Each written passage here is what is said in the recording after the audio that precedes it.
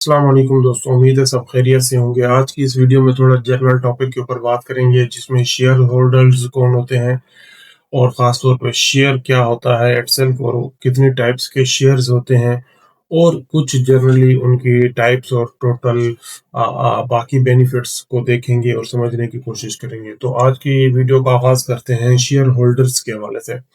Share holders कौन होते हैं? शेयर होल्डर्स वो लोग होते हैं जिनके पास कंपनी के शेयर्स होते हैं या जिनके पास राइट होता है या ओनरशिप सर्टिफिकेट होता है कि आप इस कंपनी के शेयर्स के मालिक हैं। तो हम उनको क्या कहते हैं? शेयर होल्डर्स कहते हैं। अब जब कंपनी रजिस्टर्ड होती है तो शेयर होल्डर्स एक्चुअली में ओनर होते हैं जो कंपनी को शुरू करते हैं। वो फाउंडर भी हो सकते हैं, कंपनी के प्रमोटर भी हो सकते हैं, शेयर होल्डर्स भी उन्हीं को शुरू में कहा जाता है। वो लोग जाके हमारी रजिस्ट्रेशन करने की जो अथॉरिटी है पाकिस्तान के अंदर SECP है, security and exchange commission of Pakistan में जाके वो लोग अपनी जब कंपनी रजिस्टर्ड करवाते हैं तो SECP उनसे पूछता है भाई आपके शेयर होल्डर्स कौन कौन से हैं। अगर एक शेयर होल्डर है 100% की ओनरशिप है तो सिंगल मेंबर में चला जाएगा। मैंने आपको एक टाइप को बताई थी पिछली वीडियो के अंदर। अगर दो मिनिमम दो लोग हैं और मैक्सिमम 50 लोग हैं तो प्राइवेट लिमिटेड में चला जाएगा। मिनिमम 3 लोग हैं और मैक्सिमम अनलिमिटेड है तो पब्लिक लिमिटेड कंपनी में चला जाएगा। तो इनमें वो क्या होगा कि अगर आपने प्राइवेट लिमिटेड कराया तो इसका मतलब है आपके 2 लोग हैं शेयर होल्डर, 50-50 के मालिक हैं। और अगर एक है तो सिंगल मेंबर है तो 100% का मालिक है। अगर पब्लिक लिमिटेड है तो 3 लोग हैं मेंबर, तो वो 3 शेयर होल्डर हो गए, 33 के 33% के 34% के। तो ये हमने कहा कि ये लोग जिनके पास कंपनीज के शेयर्स होंगे, जिनके पास ओनरशिप सर्टिफिकेट होगा, शेयर सर्टिफिकेट्स होंगे, वो कंपनी के शेयर होल्डर कहलाएंगे। तो यहाँ पे हम इस बात को क्लियर करते हैं कि ये लोग शेयर होल्डर्स होंगे। अब साथ अगर हम इन्वेस्टर देखें, इन्वेस्टर कौन होता है? इन्वेस्टर वो होता है जो शेयर होल्डर्स नहीं होते खास तौर पे। अब मिसाल के तौर पे वो इन्वेस्ट करने के लिए आते हैं कंपनी में और उनको प्रॉफिट अपॉर्चुनिटी नजर आती है। अब वो लोन के जरिए इन्वेस्ट कर सकते हैं या किसी और मोड के जरिए इन्वेस्ट कर सकते हैं। तो वो आप भी कंपनी में कुछ स्टेक रखते हैं इररिस्पेक्टिव ऑफ शेयर्स के। तो इन्वेस्टर कोई भी हो सकता है, बैंक भी इन्वेस्टर हो सकता है, उसमें कोई अदर पर्सन भी इन्वेस्टर हो सकता है थ्रू सम स्पेशल कॉन्ट्रैक्ट, कोई भी हो सकता है। लेकिन वो शेयर होल्डर्स भी हो सकते हैं। अब इन्वेस्टर भी शेयर होल्डर हो सकता है, लेकिन जब हम डिफरेंशिएट करेंगे तो शेयर होल्डर मीन जो कंपनीज के शेयर होल्डर हैं जिनके पास कंपनी के शेयर्स हैं और वो प्रॉपर रजिस्ट्रेशन के टाइम या उसके बाद दोबारा SECP में अपडेट किए गए हैं शेयर होल्डर रजिस्टर के थ्रू। तो ये बात यहाँ पे होगी। अब बात करते हैं शेयर्स की। शेयर क्या होता है? शेयर इसका मतलब है कि आपको, अगर नॉर्मल लैंग्वेज में देखा जाए, शेयर का मतलब है कि आपको आपका हिस्सा मिल रहा है उसमें से। एक बहुत बड़ा क्या पीस, एक बहुत बड़ा केक है, उसमें से आपको जो छोटा पीस ऑफ केक मिलता है वो आपका एक्चुअली शेयर है। तो इंडिविजुअल जो यूनिट है जो आपकी शेयर होल्डिंग को रिप्रेजेंट करता है, जो आपकी ओनरशिप को रिप्रेजेंट करता है, उस इंडिविजुअल यूनिट को हम शेयर कहते हैं। अब इसको जब हम वैल्यू करते हैं ना, तो जो इसकी वैल्यू डिटरमिन होती है at the time of registration, जिसको पार वैल्यू या फेस वैल्यू कहा जाता है, जो नॉर्मली जो स्टैंडर्ड है SECP के अंदर वो 10 रुपए का है। मिनिमम जो शेयर रजिस्टर्ड होगा SECP के अंदर वो 10 रुपए का होगा। अगर आप कहते हैं मैं 10 लाख की कंपनी में इन्वेस्ट करना चाहता हूँ, अपनी नई कंपनी बनाना चाहता हूँ 10 लाख से, तो वो आपसे कहेंगे इसका मतलब है आपका एक शेयर 10 रुपए का है और total number of share 1 lakh है, जो कुल मिला के आपके टोटल शेयर कैपिटल को बनाते हैं 10 lakh. 1 lakh share multiply with 10 और आपका टोटल जो शेयर कैपिटल बन गया वो 10 लाख बन गया। तो इसका मतलब है जब भी आप कंपनी को रजिस्टर्ड करवाएंगे तो जो यूनिट डिटरमिन होगा आपके टोटल शेयर कैपिटल को डिफाइन करने के लिए, वो यूनिट को हम शेयर कहेंगे और वो मल्टीप्लाई होता है 10 रुपीज से, जो एक स्टैंडर्ड प्रैक्टिस है SECP के अंदर। एज पर SECP रिक्वायरमेंट वो 10 रुपए का होता है। तो इसका मतलब है जितना आप पैसा लेके आएंगे, इन्वेस्ट करेंगे, कंपनी ओपन करेंगे, वो 10 रुपए से तकसीम होकर उतने यूनिट्स बन जाएंगे उसके। बात समझ रहे हैं? तो 10 लाख के एग्जांपल को कंटिन्यू करते हैं हर जगह के ऊपर ताकि हम आपके लिए आसानी हो। अब 10 लाख से मैंने अपना कारोबार शुरू किया, इसका मतलब है मैंने शेयर कैपिटल की जो वैल्यू थी 10 लाख रखी, लेकिन मेरे नंबर ऑफ शेयर्स कितने हैं? 1 लाख। और एक शेयर की कितनी कीमत है? 10 रुपए। तो टोटल शेयर कैपिटल की कितनी कीमत होगी? 10 लाख रुपए। तो इस बात को आप समझने की कोशिश करिएगा आगे भी। तो ये जो टोटल वैल्यू है ना, ये मेरी ऑथोराइज्ड शेयर कैपिटल है, जो मैंने एससीसीपी में रजिस्टर्ड कराया है, जिसकी एससीसीपी ने मुझे परमिशन दी है, मुझे ऑथोराइज किया है। ठीक है, अब ये लीगली मैं कंफर्म हो गया, मुझे उसका सर्टिफिकेट भी मिल गया, मुझे डॉक्यूमेंट्स मेमोरेंडम ऑफ एसोसिएशन भी मुझे मिल गया, आर्टिकल ऑफ एसोसिएशन भी कंपनी का मैंने ले लिया, और रजिस्ट्रेशन सर्टिफिकेट भी मुझे मिल गया। अगर मैंने 10 लाख के बदले 10 लाख कैश भी कंपनी के बैंक अकाउंट में जमा करवा दिया, तो इसका मतलब है जितना मेरा ऑथोराइज शेयर कैपिटल था, वही मेरा पेड अप शेयर कैपिटल भी होगा, या सब्सक्राइब्ड शेयर कैपिटल भी होगा। बात समझ रहे हैं? तो दो यहाँ पे कॉन्सेप्ट है, ऑथोराइज शेयर कैपिटल और पेड अप शेयर कैपिटल या सब्सक्राइब्ड शेयर कैपिटल। अगर मैंने 10 लाख के बदले 8 लाख कंपनी के बैंक अकाउंट में जमा करवाया और आगे डिक्लेयर किया कि यार बस मैं अभी 8 लाख ही दे सकता हूँ, तो इसका मतलब है paid up share capital subscribed share capital आपका 8 लाख है, तो डिफरेंस 2 लाख अनसब्सक्राइब्ड पड़ा है। आप फ्यूचर में किसी स्टेज के ऊपर आप इसको सब्सक्राइब कर सकते हैं, उसके लिए दोबारा एससीसीपी के पास जाने की या दोबारा फीस देने की जरूरत नहीं होती।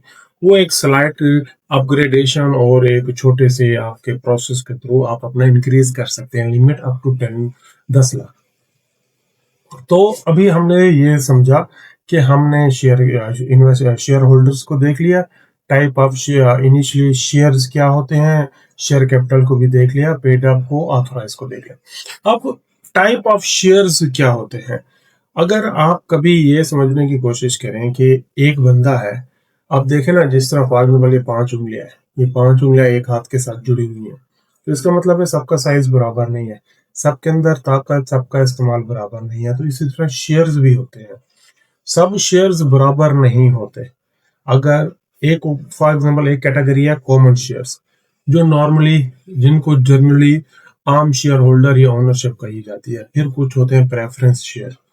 जो प्रेफरेंस शेयर होती है कि जो कॉमन शेयर होल्डर के ऊपर, आम शेयर्स के ऊपर जिनको प्रेफरेंस दी जाती है, जिनको इम्पोर्टेंस दी जाती है due to some terms and condition.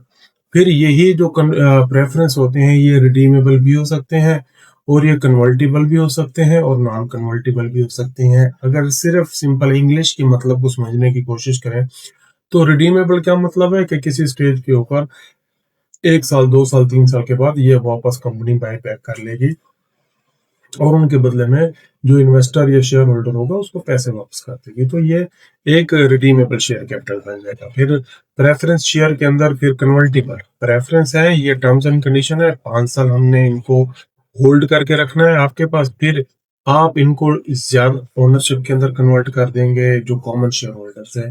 ठीक है, और नॉन कन्वर्टेबल जो कभी कन्वर्ट नहीं होंगे, लाइफ टाइम ऐसे ही रहेंगे, तो नॉन कन्वर्टेबल है। अगर हम इनके फायदे की बात करें, जो कॉमन शेयर होल्डर्स की हमने शुरू में बात की ना, उनके पास वोटिंग राइट होता है।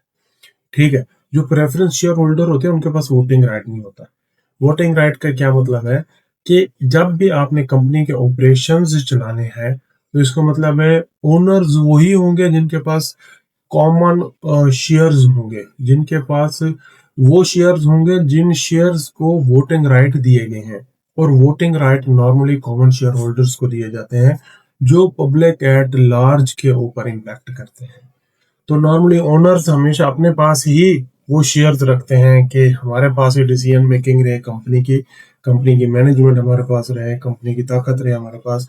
अगर वो सिंगल ओनर है तो सिंगल ओनर तो कभी भी अपनी शेयर होल्डिंग डिस्क्लोज नहीं करता, प्राइवेट है तो प्राइवेट भी नहीं करते।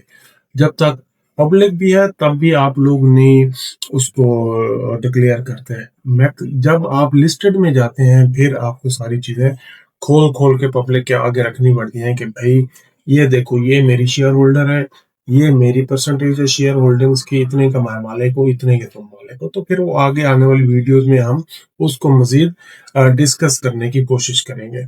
अब फिर इसके साथ एक छोटी सी और बात आती है कि यार इन शेयर होल्डर्स को फायदा कहाँ से होता है? ये जितने भी शेयर होल्डर्स हमने पढ़े हैं, common share holder, preference share holder, convertible, non convertible, redeemable, जितने टाइप के लोग हमने ये यहाँ पे डिस्कस किए हैं, इनको एंड में फायदा कहाँ से होता है?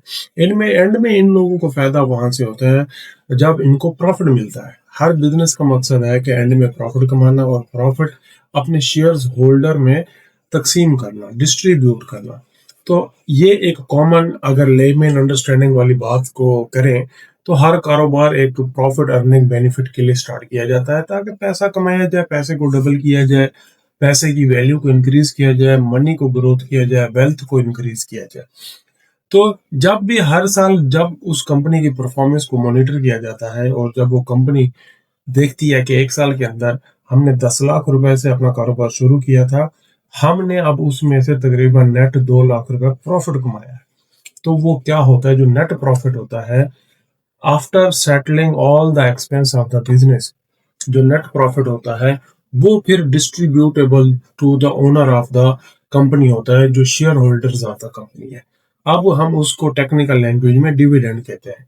डिविडेंड वो प्रॉफिट का हिस्सा होता है जो नेट प्रॉफिट होता है और बाद में शेयर होल्डर्स के अंदर तकसीम हो जाता है।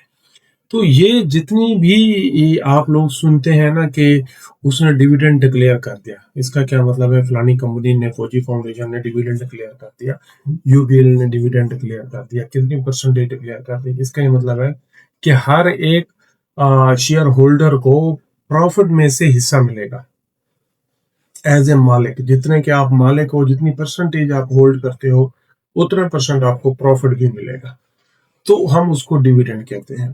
तो आज के वीडियो को यहीं पे ख़त्म करते हैं। इसमें हमने डिस्कस किया कि शेयर होल्डर्स कौन होते हैं। इन्वेस्टर और शेयर होल्डर कॉमन भी हो सकते हैं, डिफरेंट भी हो सकते हैं। फिर हमने ऑथराइज शेयर कैपिटल को थोड़ा सा देखा, पेड अप शेयर कैपिटल को थोड़ा सा देखा, टाइप ऑफ शेयर्स की हमने बात की, जिसमें हमने देखा कॉमन शेयर होल्डर जिनके पास वोटिंग राइट होते हैं, जो ओरिजिनली ओनर्स होते हैं कंपनी के, जो डिसीजन मेकिंग और मैनेजमेंट में इन्वॉल्व होते हैं। प्रेफरेंस शेयर्स को देखा, रिडीमेबल, कन्वर्टिबल, नॉन कन्वर्टिबल, इस तरह के शेयर्स को हमने देखा। फिर होते हैं बोनस शेयर्स।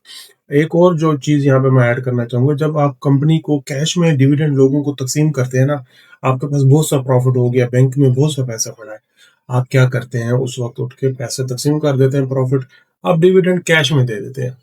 फिर आप कहते हैं यार नहीं, कैश को हम इन्वेस्ट करते हैं, लोगों को ना मजीद शेयर दे देते हैं, तो फिर आप उसको बोनस शेयर इशू करते हैं। मतलब जिसके पास एक शेयर है उसको आप कहते हैं एक और मिलेगा, फॉर एग्जाम्पल। तो इसका क्या मतलब हो, 1+1 के रेशो में जब आप शेयर देते हैं, इसका मतलब है कि आप 100% बोनस दे रहे हैं। इसका मतलब है आप अगर 10 लाख के ऑलरेडी आपके पास शेयर्स हैं, तो 10 लाख के आप और शेयर्स दे रहे हैं, इशू कर रहे हैं।